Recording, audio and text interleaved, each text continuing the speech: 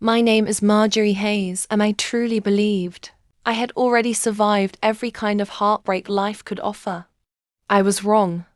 Nothing prepared me for the moment a wedding coordinator glanced at her clipboard, smiled politely, and said, "Your seat is in row 14, Mrs. Hayes. Row 14. Behind the photographers. Behind the floral crew. Almost behind the curtains." I stood there for a moment, not trusting my ears, watching guests glide past me in diamonds and tailored suits. Champagne glasses chimed softly. Laughter floated through the hall. The entire room shimmered with the quiet confidence of old money. And then I saw her. Lydia Hartman. My future daughter-in-law stood near the front, draped in silk and certainty, her posture flawless, her smile sharp.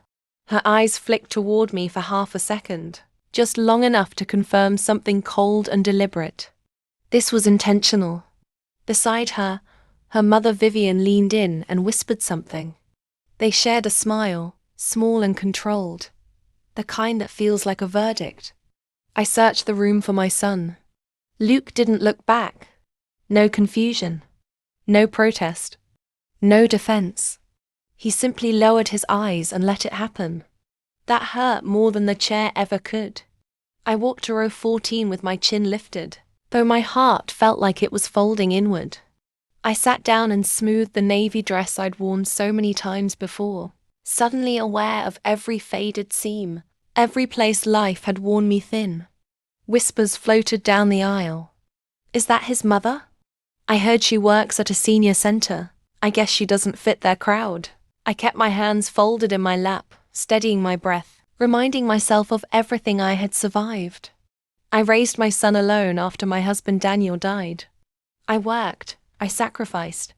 I loved without conditions. I told myself love didn't need estates or pearls to be real. But truth has weight. And that truth stung. Then a chair beside me slid softly. Someone sat down. Not rushed. Not awkward. Calm, confident. Steady. The kind of presence that shifts a room without asking permission. I turned slightly. Silver hair caught the light. His suit was simple but perfectly tailored.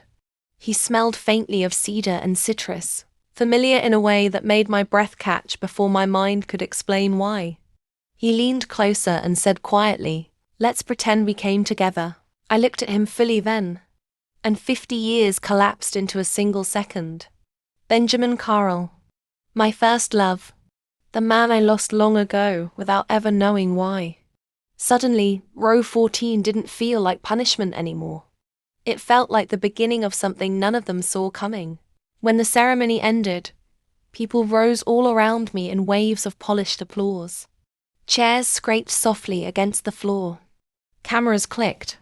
Laughter spilled down the aisle like it belonged there. I stayed seated. For a moment, I wasn't sure my legs would hold me. Benjamin didn't rush me. He simply stood beside my chair, steady, patient, like he understood that some moments need space before they can move forward. "Come walk with me," he said quietly. "Just for a few minutes." I nodded, unable to find my voice. We stepped into the garden where lanterns hung from low branches, their warm light trembling in the evening breeze. The air smelled of roses and freshly cut grass, but something heavier lingered between us, years of unspoken history rising gently to the surface. "I thought you had forgotten me," I whispered, the words leaving my chest before I could stop them. Benjamin turned toward me, his eyes softening in a way that felt achingly familiar. "I never forgot you, Marjorie. Not for a single year." He told me about the letters. Dozens of them. Sent faithfully while he was overseas. Written carefully. Full of plans and hope. He told me how they stopped coming back unanswered. How he was told I had moved without leaving an address. "My mother hid them," I said quietly. "She believed you were too ambitious, too unpredictable. She wanted a safer life for me." He breathed in slowly, as if something long suspected had finally found its shape. "And did you choose a safe life?" he asked. I thought of Daniel, my late husband. A good man. A loyal man. A life built on steadiness instead of fire. I chose a good man, I said. But not the life I once imagined the world with. Benjamin nodded, sadness and warmth crossing his face at the same time. I never married, he said. I couldn't give pieces of myself to someone else when part of me stayed with you. The words landed deeper than I expected. 50 years had passed, yet standing there under those lanterns, it felt like the story had only paused, not ended. Then hurried footsteps cut through the quiet. Luke and Lydia crossed the lawn toward us, urgency written into every step. Lydia's heels snagged in the grass, but she barely noticed. Her eyes locked onto Benjamin with sharp suspicion. "Who are you?" she demanded. "This is a family event." Benjamin didn't flinch. He straightened slightly, calm, unmovable. "I'm someone who once mattered to Marjorie," he said evenly. Luke looked between us, uncertainty flickering across his face. "Mom, why didn't you tell us you were bringing someone?" I felt the old instinct rise, the urge to apologize, to smooth things over, to shrink. Benjamin spoke before I could. "Because your mother doesn't need permission to be treated with dignity." The air shifted. Lydia stiffened. Luke froze. Benjamin continued, his voice calm but firm. "I watched her sit alone in the back today. I watched her endure something no parent should endure at their child's wedding. It was a seating mix-up," Luke said too quickly. Benjamin tilted his head slightly. "Is that the explanation you're comfortable offering her?" Silence pressed in around us. Then Lydia spoke again, sharper this time. "Appearances matter. Some things are better managed quietly." The word managed landed hard. Benjamin's tone cooled. "Interesting choice of phrasing, Miss Hartman. Especially considering your family's company leases its headquarters from mine." Both of them went still. Luke blinked. "What did you say?" Benjamin met their stunned faces calmly. "I believe respect should come before negotiation." And just like that, the balance shifted. For the first time that night, I wasn't invisible. I was standing beside someone who refused to let me be placed in the back row again. 3 days passed before Luke called me. His voice sounded different, careful, almost rehearsed, like he was preparing for a business meeting instead of speaking to his own mother. "Mum, Lydia and I would like to take you to dinner. Riverstone House. 7 o'clock. Riverstone House wasn't a casual place. It was where executives discussed mergers, where families talked about inheritances. The choice alone told me everything. This wasn't about reconciliation. This was about control. Still, I agreed. Sometimes the truth only shows itself when you walk directly into the room where it's hiding. The restaurant was dim and elegant, voices lowered automatically by the weight of the place. Lydia stood when I arrived, smiling the tight smile she saved for charity events. "Marjorie, we're so glad you came." I sat down slowly. Luke avoided my eyes, focusing on his water glass like it held answers. "We just wanted to talk about family," he said. "About staying close." Lydia folded her hands on the table. The diamonds on her fingers caught the light, flashing with every movement. "We also had something recently," she added sweetly, "about Carl Holdings acquiring our building." Such a coincidence. There it was. The real reason. Losing that lease would devastate their company, unravel years of carefully built image and power. "We were hoping," Lydia continued, steadying her breath, "that you might speak to Mr. Carrill. Encourage him to consider a long-term partnership. It would help all of us." I sat very still. For years, moments like this had taught me to shrink, to soften my voice, to accept discomfort as the price of peace. "Not tonight. When you placed me in the back row at your wedding," I said quietly, "that wasn't a business decision. That was a choice about respect." Luke's jaw tightened. "And now," I continued, "you want something from the same man who refused to watch you diminish me." "That was a misunderstanding," Lydia said quickly. "No," I replied. It was a revelation. Before either of them could respond, a familiar calm presence joined us. Benjamin pulled out the chair beside me and sat down without asking permission. "No need to explain further," he said evenly. "We'll discuss business when dignity is no longer negotiable." Lydia's face drained of color. Luke swallowed hard. For the first time in years, I didn't feel small at a table meant to intimidate. I felt equal, and that changed everything. The next morning, I was trimming the roses along my front walk when a sleek, black sedan pulled up to the curb. I didn't need to look twice to know who it was. Vivian Hartman stepped out with the practiced grace of someone who expected doors to open before she reached them. Pearls at her throat, posture flawless, expression already arranged. "Marjorie, dear," she said warmly, as if we were old friends. "I hope I'm not intruding." Vivian Hartman never hoped. I invited her inside.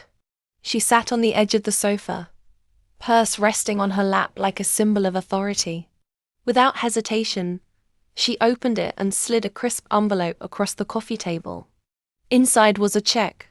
$50,000. "This isn't a bribe," she said smoothly. "Think of it as a gesture of appreciation. If you could speak to Mr. Carroll, encourage him to maintain our lease, it would prevent unnecessary disruption. I'm sure you want what's best for your family." I studied her carefully. The confidence, the certainty, the belief that money could smooth over disrespect the way polish hides scratches. I picked up the check. The paper was thick, expensive, heavy with expectation.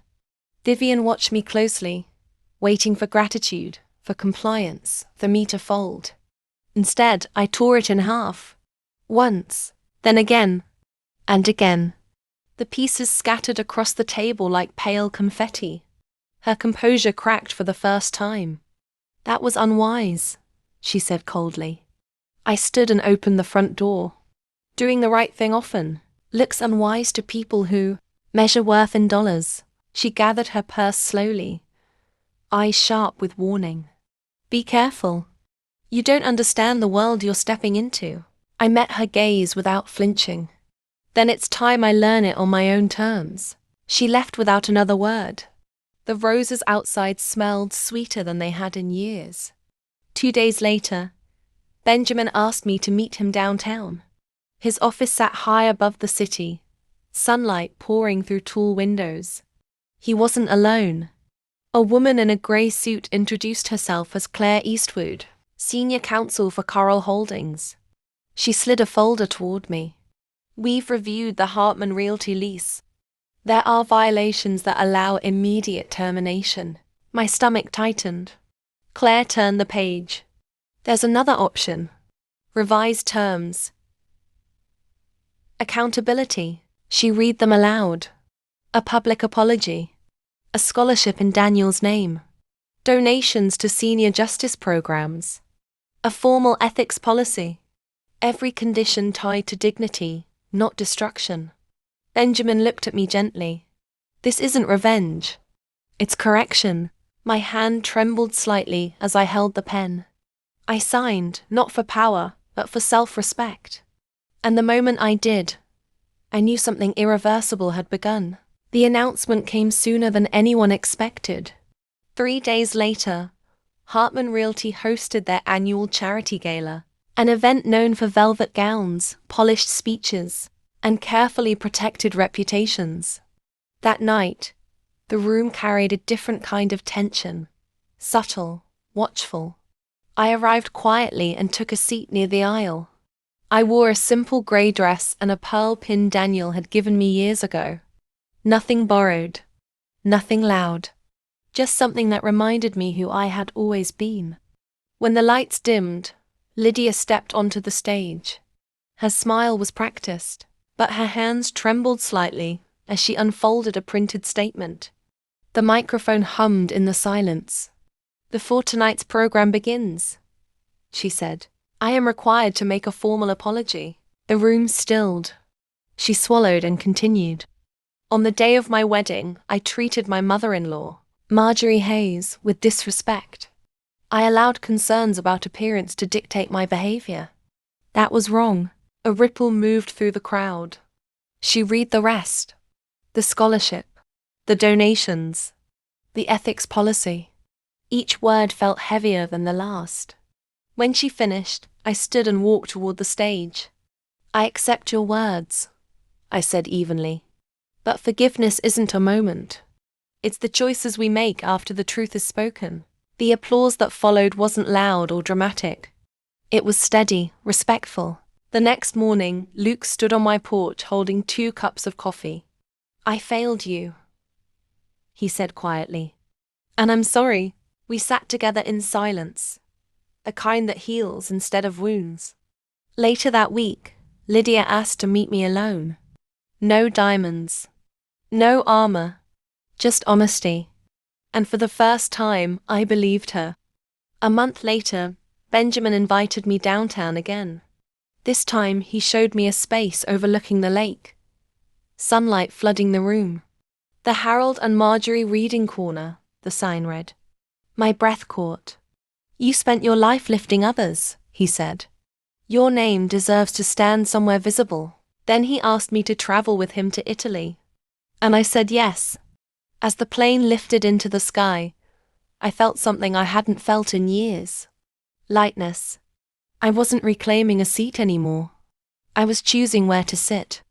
Because dignity isn't given. It's claimed. And once you claim it, no one can send you to the back row again.